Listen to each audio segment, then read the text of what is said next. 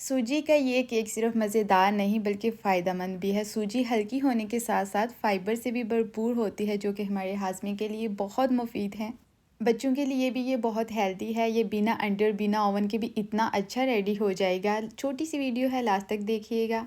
तो चलें फिर रेसिपी स्टार्ट करते हैं। सबसे पहले हम देखते हैं कि हमें इसमें कौन कौन सी चीज़ें चाहिए। अंडों को देख के आपने परेशान नहीं होना कि मैंने आपको बताया कि ये केक अंडों के बिना बनेगा। ये मैंने दूसरे केक के लिए रखे हैं। इसके लिए हमें चाहिए होगी 3/4 कप शुगर जो कि पिसी हुई हो तो ज़्यादा बेस्ट है। 1 कप मैंने यहाँ पर ली है सूजी, 1 कप दही और कुछ ड्राई फ्रूट्स जिसमें किशमिश, बादाम और काजू है जिनको मैंने छोटे छोटे पीसीस में कट कर लिया है।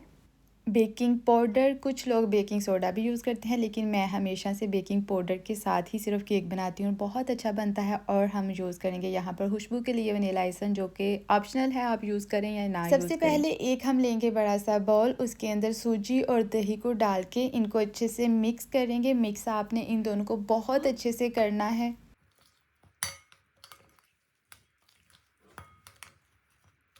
और देखें ये बहुत अच्छे से मिक्स हो चुके हैं। अब हम इनको आधे घंटे के लिए रेस्ट पर रख देंगे ताकि सूजी अच्छे से फूल जाए। इसके ऊपर आप कोई भी प्लेट और ढक्कन वगैरह रख दें। अब एक अलग बाउल में हम हाफ कप ऑयल और हाफ कप दूध डाल देंगे। कप हमने वही लिया है जिससे हमने सूजी या फिर शुगर वगैरह को मेजर किया था। अगर आप एक ही साइज़ का कप लेते हैं तमाम चीज़ों के लिए तो आपको मेजरमेंट में भी कोई प्रॉब्लम नहीं आएगी। अब हमने जो शुगर वहाँ पर ली थी वो भी हम इसके अंदर डाल देंगे और इन तीनों चीज़ों को आपने अच्छे तरीके से मिक्स करना है।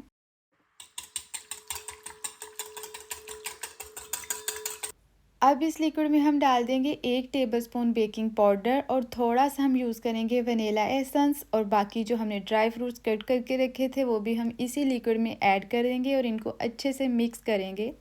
केक बनाने के लिए कोशिश करें कि पीसी हुई शुगर इस्तेमाल करें। अगर वो आपके पास नहीं है तो आप एक दफ़ा ग्राइंड कर लिया करें क्योंकि ये फिर मिक्स होने में टाइम थोड़ा लेती है और बहुत अच्छे से मिक्स हो जाती है। सूजी को रेस्ट पर आधा घंटा हो चुका है। अब हम इसको उस लिक्विड में डाल देंगे और फिर से इनको भी अच्छे से मिक्स करेंगे। बस मिक्स मिक्स करते जाना है आपने।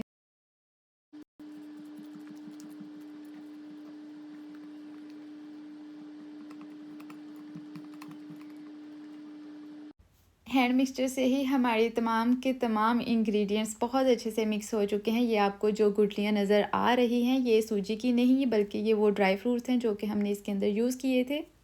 अब केक पैन में अच्छे से ऑयल लगा लें ताकि केक कहीं पर भी चिपके ना और उसके बाद केक बेकिंग के लिए रेडी है। पेपर की अगर हम 2 लेयर यूज़ करते हैं तो इससे केक जलता नहीं है। देगची में इसको बेक करने के लिए आप पहले एक बड़ी सी देगची लेंगे, उसके अंदर डाल देंगे पानी और उसके ऊपर रख देंगे हम कोई भी स्टैंड। 5 मिनट आप प्री हीट ज़रूर कर लें, इससे फिर केक अच्छा बनता है। अगर आप ओवन में भी बना रहे हैं तो 5 मिनट हमें प्री हीट करना चाहिए। आधे घंटे के बाद आप एक दफ़ा केक को टूथपिक की मदद से चेक ज़रूर कर लें। अगर वो अभी तक रेडी नहीं हुआ तो थोड़ा सा टाइम उसको और दे दें। 30 से 35 मिनट तक ये केक रेडी हो जाएगा, चाहे आप इसको गैस पर बना रहे हैं या फिर ओवन में बना रहे हैं। अगर आप ओवन में बना रहे हैं तो 180 डिग्री पर आपने इसको रेडी करना।